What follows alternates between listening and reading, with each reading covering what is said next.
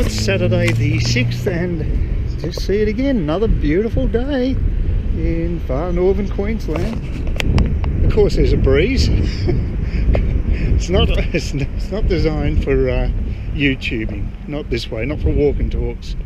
But anyway, I'm in a pretty good mood because I'm going to watch my football team play, and they've already kicked 16 goals in the first half, which is very impressive. It should be all over, and it's in wet weather as well. It's the Gold Coast Suns. It's being played in the Gold Coast, so it's an extremely impressive performance because the old Tigers have actually stumbled a bit of recent times, had a poor month, but they won last week, and it looks like they're going to get this one for sure because the Gold Coast only got 3 goals, so it's just extraordinary amount of goals to kick any match, but especially one in inclement conditions. It's quite extraordinary, so very happy about it, although my timing's lousy because I decided to watch the second half of the game at the pub because it's not being broadcast, and that's unusual too, because seeing there's a Queensland side involved, usually they would they prioritise those games to broadcast. So it's a Brisbane Lions or the Gold Coast Suns, they usually get the nod, but not this time for some reason, which is okay. I don't mind going out and watching it at the pub, that's fine, but unfortunately I picked the wrong half of the game. If I got there at kick-off, the trouble is I didn't want to drink for 2 hours at the pub, so just a couple of Guinnesses at the most would do me at this stage. But yeah, I don't seem to have that much tolerance to booze. I think as you get older you get less.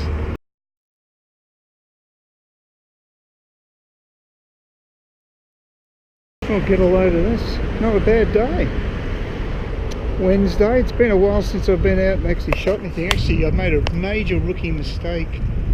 I forgot to move all the files off my SD card that's in the GoPro, and ran out of space. And while I was trying to record a video, it ran out on me. So that was a real rookie mistake. I haven't done that for a long time. Yeah, it's pretty crowded in Cairns today. I need to get a few provisions. I was really doing the single guy thing yesterday. Just had crackers and some ham and some cheese for dinner. I didn't really have a proper dinner, and my stomach did actually growl at about 3 AM, so I paid for it. Obviously got a bit of acid there, so that wasn't so good. But yeah, I probably should have got to the supermarket a bit earlier. I do have that luxury and should use it. Plus the fact the kids at the creche have gone feral today. They're really loud for some reason, so always a good thing to get away. But yeah, I was checking out the Cairns Post online today, and they got the grand plans for a light rail. They've dragged that up yet again. They keep dragging this thing out of the archives, and this is for a direct link to the airport. So they're thinking about doing it via a light rail link. So geez, a lot of traffic. Yeah, it's really bad. So yeah, it just sounds a bit pie in the sky, but you never know if they pull it off. It's not a bad idea because there's absolutely no public transport to the airport. It's disgraceful. So it's certainly something they could remedy, and just a bit of, I mean, it's nowhere near as big an infrastructure job as, say, providing a rail link in Melbourne, for instance. It's a fairly simple thing to do, and they really should do it. And you also saw about house prices, looking at that online, and I couldn't believe how much they've actually dropped in both Darwin and Perth. Darwin's taken an absolute beating. They're over 50% down on prices there. That really is bad, but they were inflated. And you know, as they say, what goes up comes down. I guess the shrinkage of the mining industry must have hit them really hard. But yeah, that's phenomenal. And WA's also been hit very hard. They've got falls in the mid-40s. That's pretty savage too, both regional and metropolitan. So yeah, I think Sydney market's doing the best with only a 12% drop. But overall, it's pretty glum, and there's a lot of loans that are now interest only. They're coming due to be, we've got to pay the principal as well, so it's going to be pretty ugly. Things are not looking good, and the Morrison government just doesn't seem prepared to embark on any infrastructure projects that really are needed and would be a good investment. And given that we've got ridiculously low interest rates, it is the time to invest. They're concerned about losing their AAA rating with Moody's for creditworthiness as a country. But I think what's more important is investing in the future right now. Usually the trouble is governments tend to waste money on the wrong projects, but if they put it into giving us reliable power supply, that's pretty basic. So get at least one coal-fired power station up and running, because the ones that are still going are all getting old. So of course they're polluting and they're inefficient. So you need a balance between that and the renewables, and renewables aren't going to cut it by themselves. So something's required. And also water catchments, another project which will create a lot of employment.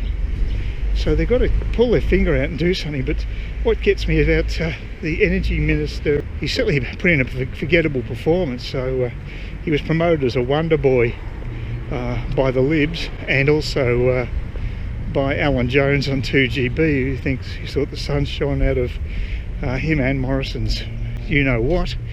He also loves Theresa May. It's very inexplicable, very strange. I think maybe he's going senile. He's got some strange ideas. I certainly don't agree with them. And I know that a lot of people are getting pretty peed off about there being no progress on those infrastructure projects. I was listening to Talkback last week, and people were getting really angry at the way Morrison seems to have done bugger all since the election, whereas he should be setting his own agenda. Yeah, so there's a few things that need to be done that have been put on the back burner for some inexplicable reason, especially considering the economy is so sick. Share market's doing okay, but I guess the money's got to go somewhere, so people have moved out of real estate and they have moved into share market. So it's not all doom and gloom. Well, my situation's okay. I've got nothing much to complain about. Compared to some, I'm doing all right, but I'm debt free, and that is a huge bonus, especially when and if the interest rates do go up again at some stage, which they will have to do. But God, it could be decades the way it's going. You just don't see it in the short term. The wind's abated. Or it might be because I'm coming back in the other direction. Does that make sense? I don't know. Certainly was blowing really bad when I walked to the supermarket. So I had the tuna on special, so I want to get something healthy like that. So I got a can of Springwater John West tuna. It's about $4.50, I think it was. It's not bad value. I mean, it makes the base for a stew that I use, well, a topping I use for spaghetti, and it gets me about 5 or 6 meals, so it's pretty good value really if you spread it out over that period. Actually, it is a little bit windier just here. This must be a wind tunnel, the way the building's designed. It's just basically funneling a bit of a breeze down here, because on the other side it wasn't so bad. But yeah, it's funny, just another ambulance was heading up out into the west, and exactly the same thing happened 2 days ago when I was out shopping at about the same time of day. They must be dropping like flies in Cairns. Health situations at crisis point. Well, that's what the Cairns Post would probably say, because they don't mind sort of cooking the books with a few sensational headlines, but typical press. But yeah, I actually, speaking of the press, I was watching a mini-series called The Loudest Voice. I've only seen 2 episodes of it, and it's actually about Roger Ailes, who was the guy that Murdoch brought in to start up Fox News back in '95. And it was a roaring success because Roger Ailes actually said, look, we could fill a niche here with conservative viewers that aren't being catered to by any of the other networks. And he was dead right. And it was one of Murdoch's execs who actually argued against that. But Roger Ailes won the argument overall, but the other one wanted to just compete on the same ground as the others, which would have been pretty well. They might have done okay, but they obviously wouldn't have done nearly as well because they weren't filling an empty niche. And that's a smart bit of programming. And it's and now they're so dominant, it's not funny. I mean, CNN's basically dying. MSNBC, I never understood what that title meant, but it actually means Microsoft NBC, so it's an amalgamation of the two for a cable news station. I wasn't aware of that until I actually watched this series. I've got to say, Russell Crowe was fantastic. Was doing a fantastic job in the lead, playing Roger Ailes, who's a really big guy. So there's a hell of a lot of padding involved. But his acting is superb. He's really doing a good job. And it's certainly a warts and all portrayal of Roger Ailes. They might make him into an angel. It's very well done. It's a Showtime production, so it's a pretty classy outfit that's produced it. And so far so good. 2 episodes down, and I'm enthralled. Looking forward to the next episode.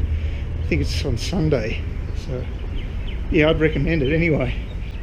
And what he actually did with that network was quite amazing. He got it on air much faster than they thought it was possible. It reminds me of someone else who's good at doing that sort of thing, is Elon Musk. There's some people are very good at motivating teams and getting things done that people wouldn't have thought possible, and that's an example. So yeah, anyway, it's an enthralling series. I'd definitely recommend it. Please consider subscribing to my channel if you think there's anything there of use to you, or entertainment or whatever. And either do that or give me a thumbs up, or if you're feeling really energetic, do both. That'd be great.